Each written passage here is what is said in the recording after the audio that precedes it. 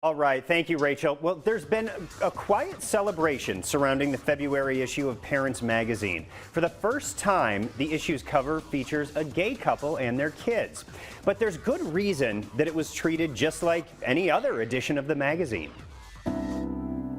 Parents Magazine turned a historic page in February, publishing the magazine's first cover featuring same-sex parents. We didn't make a big deal about Sean and Scott on the cover. We didn't say this was our first same-sex parents on the cover. Nowhere inside did we make a big deal because, frankly, I was embarrassed that it had taken us this long to even do it. For 90 years, Parents has been the go-to place for families to get advice on raising kids and how to deal with their health, wellness, and happiness. When Liz Vaccarello joined Parents as editor-in-chief a couple years ago, the way things are covered changed a bit. A lot of people have noticed that there's not one right way to parent anymore.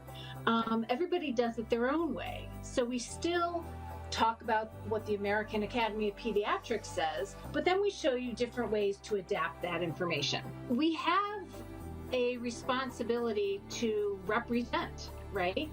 This is a magazine that's in 12 million homes. And representation was just part of the reason that Parents featured the experience of fitness enthusiast Shaun T, his husband Scott, and their one-year-old twins. In the story, they talked about surrogacy and how, they got their twins.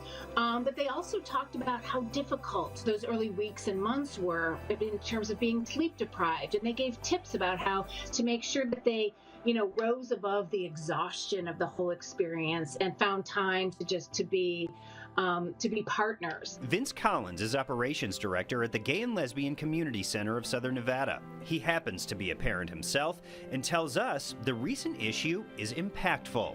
It means a lot. It's a milestone for everyone. And Collins says that Sean and Scott's parenting story is just that, a story about parents. They went through so much, and really, if you just strip away who's telling the story, that story could fit any young couple trying to conceive. The challenges are the same, the biology is just a little different. Liz says that fewer than half of American kids today are being raised in what was considered a traditional family. And she wants Parents Magazine to reflect that. Throughout our content, when we interview real families and we get tips from moms and dads, we just naturally weave in non-traditional because that is just the reality of America today.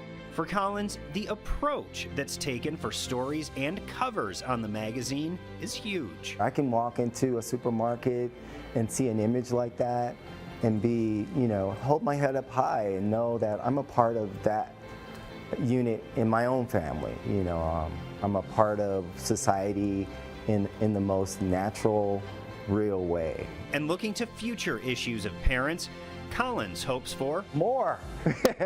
More images like this. We need more stories, delving into it deeper and offering solutions. And Vaccarello says the magazine is really just keeping the 90-year history of the magazine going strong. Parenting tips for parents.